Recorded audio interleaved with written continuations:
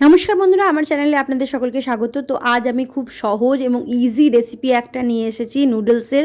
তো এটা খুব চটজলদি হয়ে যায় এবং বাচ্চাদের টিফিনে দিতে পারেন, এবং এটা ছোট থেকে বড় সবারই খুব খেতে ভালো লাগবে আর খুব সহজও করতে, এবং সময়ও আপনার বাঁচবে। তো দেখে নিন কীভাবে তৈরি করছি। এখানে আমি একটু গরম জল ফুটিয়ে নিয়েছিলাম আর তার মধ্যে চাউমিনগুলো ভিজিয়ে রেখেছি, এতেই সেদ্ধ হয়ে যাবে চাউমিনগুলো।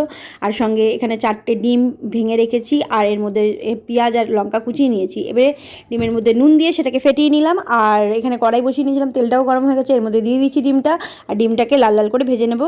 তো তো দেখুন লাল লাল করে ভাজা হয়ে গেছে, এটাকে তুলে রেখে দেবো। আর এরপরে আমি যে পেঁয়াজ লঙ্কাটা কুচিয়ে রেখেছিলাম সেটাকে তেলের মধ্যে দিয়ে ভেজে নেব। তো কড়াই আমি আবারও তেল গরম করে নিয়েছি, আর তার মধ্যে দিয়ে দিচ্ছি পেঁয়াজ লঙ্কা কুচিটা। আর এটার পেঁয়াজ লঙ্কাটা দেওয়ার পর আমি এখানে নুনও দিয়েছিলাম, সেটাকে আপনাদেরকে দেখাতে ভুলে গেছি, তাই মুখে বলে দিলাম। আর এখানে আমি জলটা ঝরিয়ে নিলাম চাউমিন যেটা সেদ্ধ করেছিলাম।